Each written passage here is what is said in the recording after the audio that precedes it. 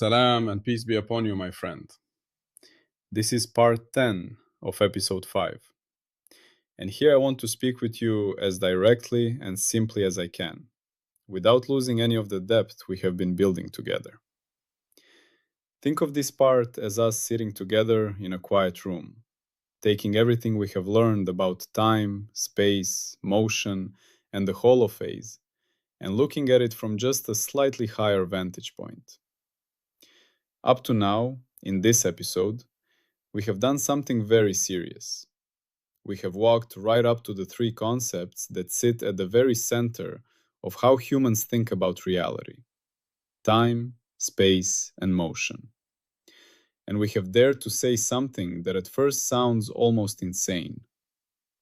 These are not three separate kinds of stuff.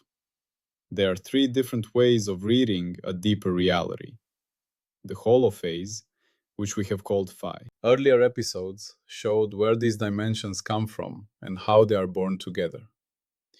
We followed their emergence from the unfolding of energy. We saw that time, space, and motion do not appear as three independent axes, but as three intertwined expressions of something more fundamental.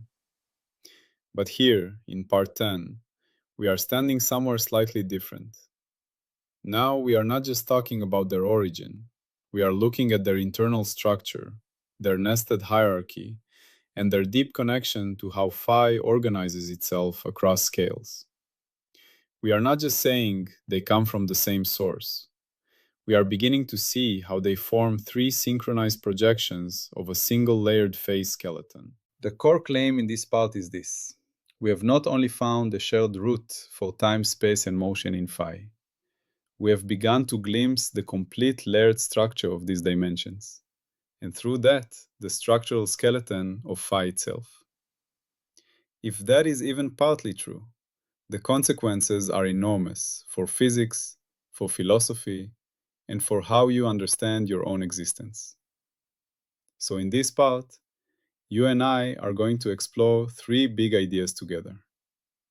First, what it really means to say that time, space, and motion are not just born together from phi, but are three synchronized projections of the same multi-layered phase skeleton. Second, what this does to our picture of science, how it changes the way we think about measurement, models, and testing. Third, what it does to you as an experiencing being, how your everyday sense of time, place, and movement is only a very thin slice of a much deeper structure, and how that slice can be gently widened. We will stay in story mode. I will keep the language as simple as possible and use a lot of images and concrete examples. But I will not throw away rigor. This is not meant to be a new mythology or a poetic comfort blanket. It is presented as a candidate operating system for reality, and it only deserves to live if the world agrees. So let us begin with something as ordinary as looking at your own hand. If you can, raise your hand in front of you. If you cannot, just picture it clearly. You might say, in everyday language, this is my hand. It is here in space, it changes over time, and it moves when I decide to move it. In that one sentence, you have quietly smuggled in three concepts: here, space; time; and moves, motion. You hardly notice you are doing it because it feels completely natural. Now imagine that we set up three different cameras, all pointed at your hand, all recording at the same time. The first camera cares only about change across time. It does not care where the hand is. It cares about when things happen. It tracks the tiny pulses of blood flowing through your veins, the small changes in skin color, the contraction and relaxation of muscles, the timing of nerve signals. If you watch that film later, it will feel like a pure time movie of your hand. It is how the hand changes. The second camera cares only about spatial arrangement. It freezes things into very detailed snapshots. It records the outline of your hand, the distances between your fingers, the shape of your knuckles, the texture of your skin, the position of your hand relative to the desk, the chair, and the rest of the room. If you watch the frames one by one, it is a catalog of spatial structure. It is the space movie of your hand. The third camera cares only about motion. It tracks how your hand shifts from left to right, how far it rises or falls, how fast it traces curves in the air, how it trembles even when you try to hold it still. It pays attention to paths, speeds, accelerations, and changes in direction. This is the motion movie of your hand. If I showed you each movie separately, you would recognize them immediately. One shows how the hand evolves in time, one shows how it is arranged in space at each instant. One shows how it moves. In ordinary thinking, you would say, these are three different aspects of the same hand. In the Holophase view, we say something sharper. We say, these three movies are three edited versions of the same deeper footage. Underneath them all is one continuous story, the behavior of phi in that small window that includes your hand, your body, and the nearby environment. The time movie is one way of decoding how phi changes along a certain path that you call your personal time. The space movie is another way of decoding how phi varies from place to place in that region. The motion movie is yet another way of decoding how recognizable patterns in phi drift and reconfigure over time. In other words, at every moment, phi is doing one continuous thing. You are watching that one thing through three different decoding schemes. That is what we mean by simultaneous dimensional expression. The same phase process appears as time, as space, and as motion at once. This has a very sharp scientific consequence.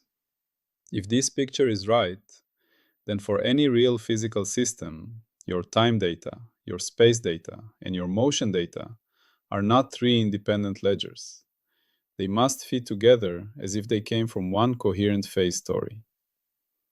If there is a combination of time behavior, spatial structure, and motion patterns that cannot, even in principle, be made consistent with a single phi pattern on some finite window, then something very important is wrong.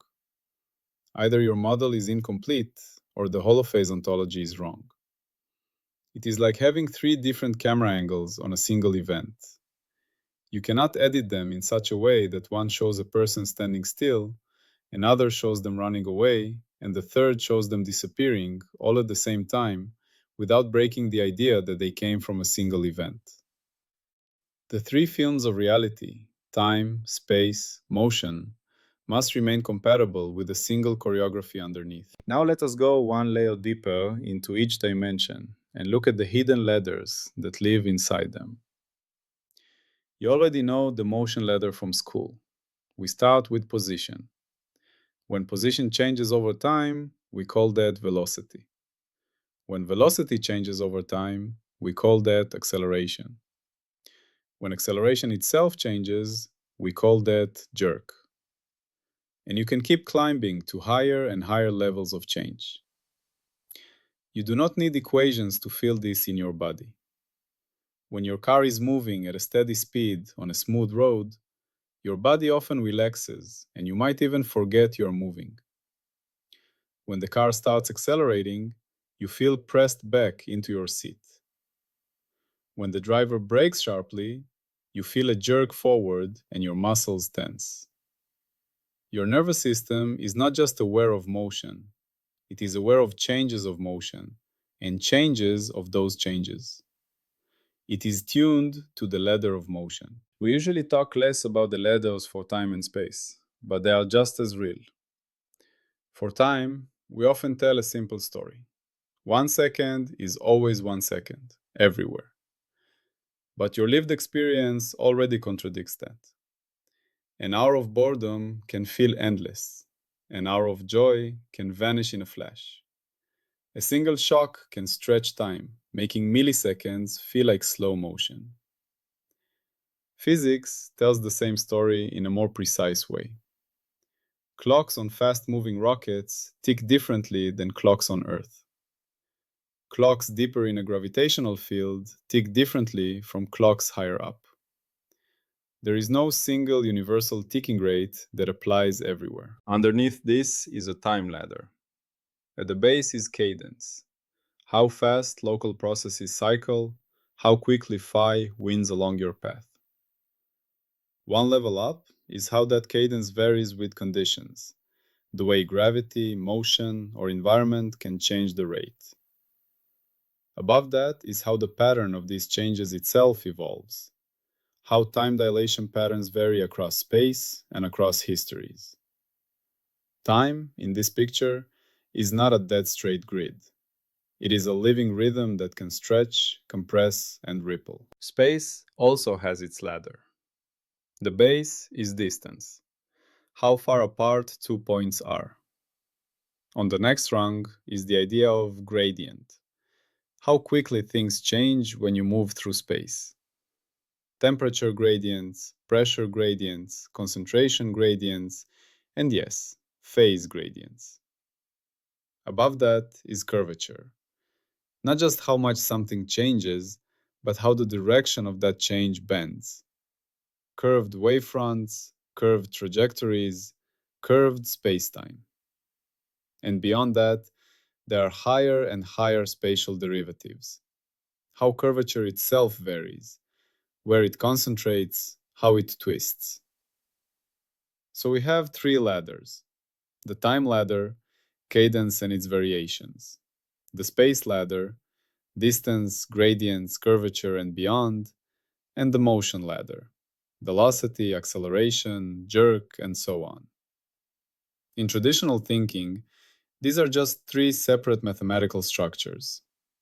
In the Holophase view, there are three different cross-sections of one deeper skeleton, the full pattern of how phi changes. Underneath all three ladders is the derivative structure of phi. There is how phi changes in time.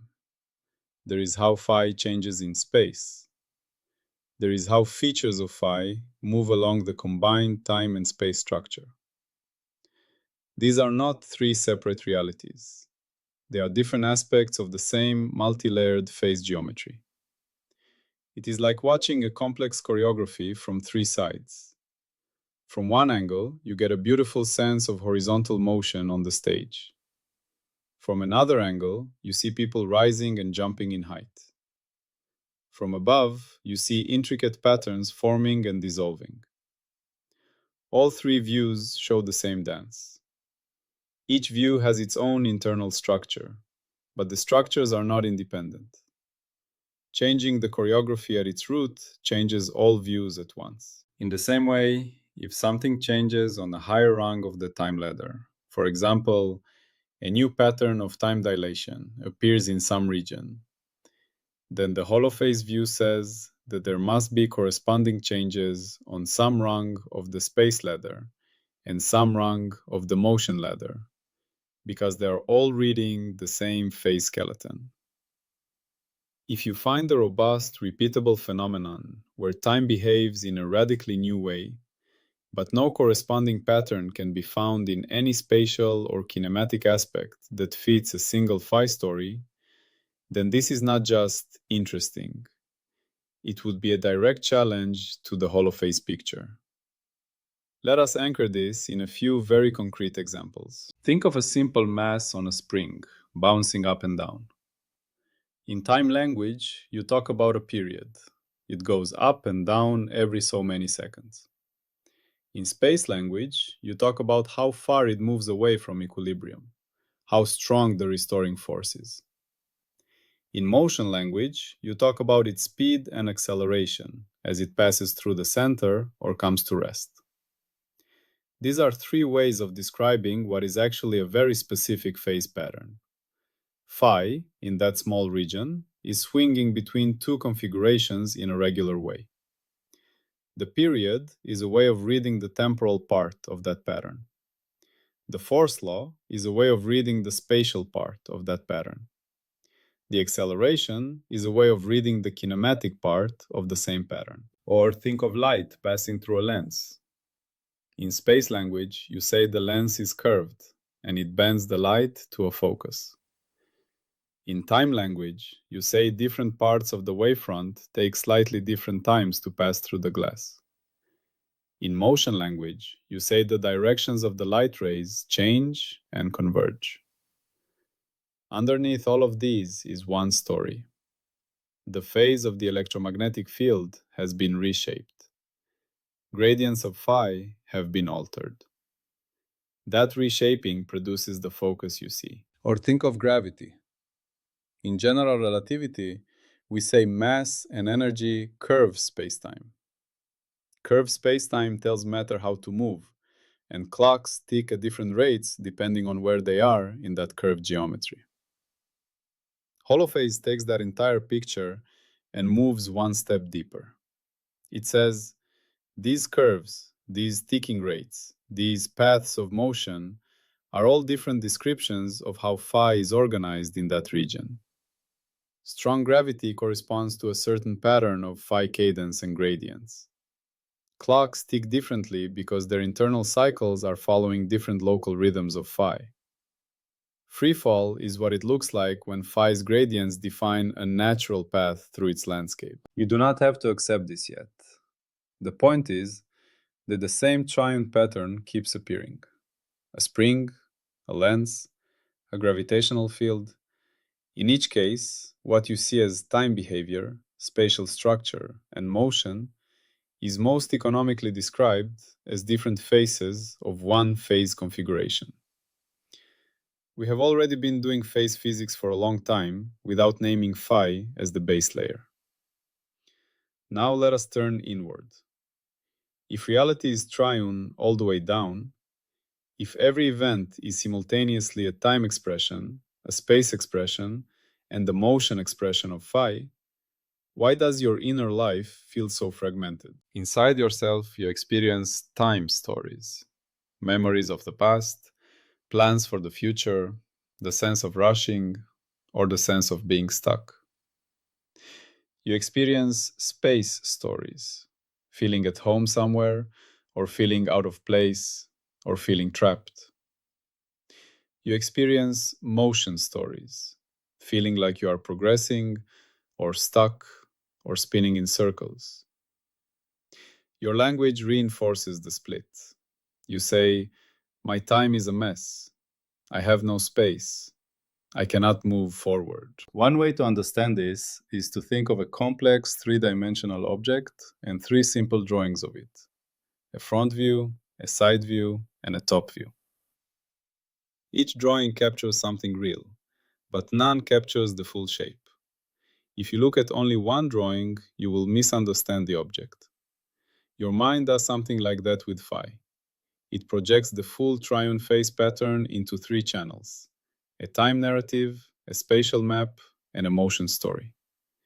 It does this because it is efficient and useful for survival. But it means that you rarely experience the deeper unity directly. The holophase view does not ask you to dissolve these distinctions in daily life. Instead, it invites a gentle habit. When you feel stuck in time, as if your life is not moving, you can ask, what is actually happening in space and motion that I'm ignoring? When you feel lost in space, as if you do not belong anywhere, you can ask, what rhythms am I part of? What cycles am I repeating?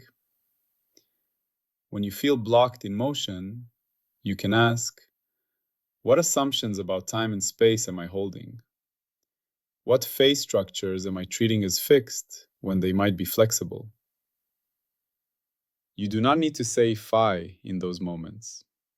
You only need to remember that every situation has a temporal phase, a spatial phase, and a motion phase, and they come from one underlying structure.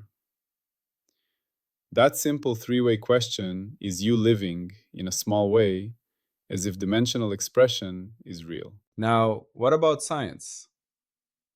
If we really accept that all precise measurement is a truth phase reading, that all stable laws must be expressible as constraints on phi and its derivatives, and that all phenomena are triune in this sense, then how we do science must change. First, Experiments should be designed with triune awareness. Many experiments currently focus almost entirely on one dimension. Timing experiments compare clocks, imaging experiments map spatial structures, dynamics experiments track velocities and paths. The others are treated as background. In a holophase-aware practice, we would deliberately ask for each phenomenon, what is its time expression, its space expression, and its motion expression? And how can we measure all three in a way that allows a single phase model to explain them together? Second, model building becomes more constrained, but more powerful. Instead of building separate models in terms of time, position, and velocity, we would construct a phase field on finite windows, define its relevant derivatives, and then derive time, space, and motion observables as readouts of that structure. A model that matches only timing but not spatial patterns, or that matches spatial structure but not motion, would be clearly incomplete. A model that can explain all three coherently from phi has much stronger claim to be telling us something real. Third, triune coherence becomes a new standard for rigor. We do not only ask, does this model fit the data, or is it mathematically consistent? We also ask, do its predictions for time, space, and motion hang together as if there are three films of one underlying process? If a model predicts a change in clocks with no corresponding implications for geometry or trajectories, something is off. If it predicts a new spatial geometry but says nothing about timing and motion, something is missing. It might still be useful in a limited context, but it is not yet a full-phase story. You do not need to travel to exotic settings to see hints of this triune structure. Every time your phone uses GPS, it depends on clocks in satellites, distances in space, and motion of signals, all meshed together in one coherent model.